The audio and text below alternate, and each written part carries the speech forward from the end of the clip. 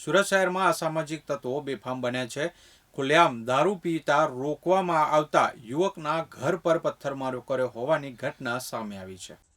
સુરત શહેરમાં એક તરફ પોલીસ દ્વારા દારૂ ગાંજા અને ડ્રગ્સની બદીને નાથવા માટે તમામ પ્રયાસો કરવામાં આવી રહ્યા છે અને આવા તત્વો સામે કાર્યવાહી પણ કરવામાં આવી રહી છે। જોકે બીજી બાજુ શહેરના જ લિંબાયત વિસ્તારમાં પોલીસની નાક નીચે અસામાજિક તત્વો બેફામ બની ઉત્પાત મચાવી રહ્યા હોવાનું જાણવા મળી રહ્યું છે। ઘરની બહાર ખુલ્લેઆમ દારૂ પીનારા તત્વોને રોકવા જતા તત્વો દ્વારા યુવકના ઘર પર પથ્થરમારો કરવામાં આવ્યો હતો અને બારીના કાચ પણ તોડી નાખવામાં આવ્યા હતા। સમગ્ર વિસ્તારમાં ભયનો માહોલ ઊભો કરવામાં આવ્યો હતો। એટલું જ નહીં, અસામાજિક તત્વોના ઉત્પાતને કારણે સ્થાનિક રહીશોમાં પણ ભારે ડરનો માહોલ જોવા મળ્યો હતો। ત્યારે આ ઘટનાને પગલે સ્થાનિક પોલીસની કામગીરી સામે પણ અનેક પ્રશ્ન ઉઠવા પામ્યા હતા। મળતી માહિતી મુજબ ગઈકાલે લિંબાયતના કૃષ્ણનગરમાં એક ઘર ઉપર પથ્થરમારો કરવામાં આવ્યો હતો, જેને કારણે ઘરની બારીના કાચ તૂટી ગયા હતા અને સમગ્ર વિસ્તારમાં ચકચાર મચી ગઈ હતી। આ ઘટનાને પગલે સ્થાનિક રહીશો બહુ જ ગભરાઈ ગયા હતા। ત્યારે આ પથ્થરમારાની ઘટના પાછળ ગંભીર વાત સામે આવી હતી।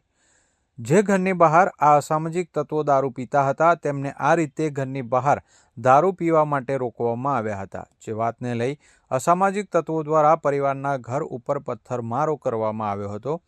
એટલું જ નહીં, પરિવારના સભ્યોએ જણાવ્યું હતું કે અસામાજિક તત્વો પાસે ચપ્પુ જેવા ઘાતક હથિયાર પણ હતા અને મર્ડર કરવાની ધમકી પણ આપવામાં આવી હતી।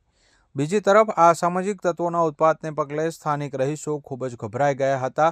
આ અંગે પોલીસને પણ જાણ કરવામાં આવી હતી।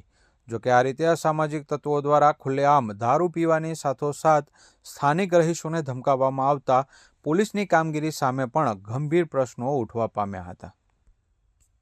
સુરત શહેરમાં ભારતીય જનતા પાર્ટીના નબળા અને નમાલા શાસનમાં દિન પ્રતિદિન ગુનાખોરી ઘટવાને બદલે વધી રહી છે, જે સરકાર માટે ખૂબ જ શરમજનક બાબત છે।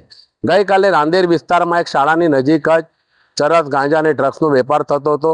એના દ્રશ્યો સામે આવ્યા, સોશિયલ મીડિયા પર વાયરલ થયા અને ગઈ રાત્રે મોડી રાત્રે લિંબાયત વિધાનસભાનો વિસ્તાર કે જે આમ પણ ગુનાખોરી માટે ગુજરાત સરકાર દ્વારા નોટિફાઈડ જાહેર કરવામાં આવ્યો હોય કે તમામ પ્રકારની અસામાજિક પ્રવૃત્તિઓ દિન પ્રતિદિન ત્યાં અટકવાનું નામ જ નથી લેતી અને ત્યાંના સ્થાનિક ધારાસભ્ય શ્રીમતી સંગીતા પાટીલ એ કહેવાતા અમૃતકાળના ગાંધારીની ભૂમિકા ભજવતા હોય એમ આવા અસામાજિક પ્રવૃત્તિઓ કરનારા વિરુદ્ધ ક્યારેક શબ્દો ઉચ્ચારતા નથી કે એમને સીધા એમના આશીર્વાદ હોય। એવા અસામાજિક લુખ્ખા તત્વોએ જે શ્રમિક પરિવારે આવા બુટલેગરો વિરુદ્ધ ફરિયાદ કરી હતી, એના ઘર પર જીવલેણ હુમલો કર્યો, એના પરિવાર પર જીવલેણ હુમલો કર્યો, એ આ સરકાર માટે અને પોલીસ તંત્ર માટે ખૂબ નાલેશી ભર્યું છે। દુઃખ એ બાબતનું છે કે અત્યાર સુધી પોલીસે કોઈ કાર્યવાહી નથી કરી। સામાન્ય પ્રજાજન એટલા માટે જ ફરિયાદ કરતા ખચકાય છે કારણ કે પોલીસ એને સુરક્ષા આપી શકતી નથી અને સરકારના એ ભેરાકાને ફરિયાદો સંભળાય છે।